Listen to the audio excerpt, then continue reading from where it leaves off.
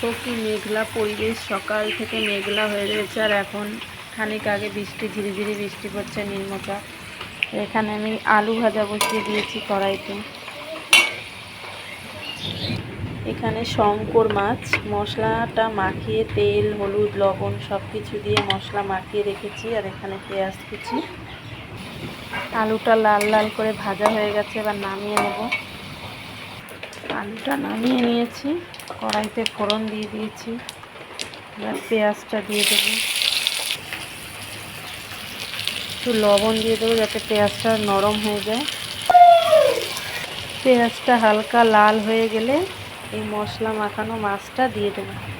তোমরা শঙ্কর মাছ কীরকম রাঁধো জানি না, আমরা মশলাটা আগে থেকে মাখিয়ে রাখি, তারপরে তেলের উপর দিয়ে দিই। তেলের উপর দিয়ে নাড়াচাড়া করি, তারপর একটু পরিমাণ মতন জল দিয়ে দিই, তারপর ঢেকে দিই।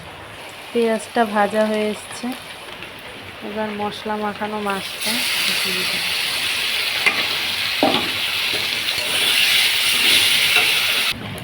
মশলাটা কষিয়ে নেব, তারপরে একটু জল ঢেলে দেবো।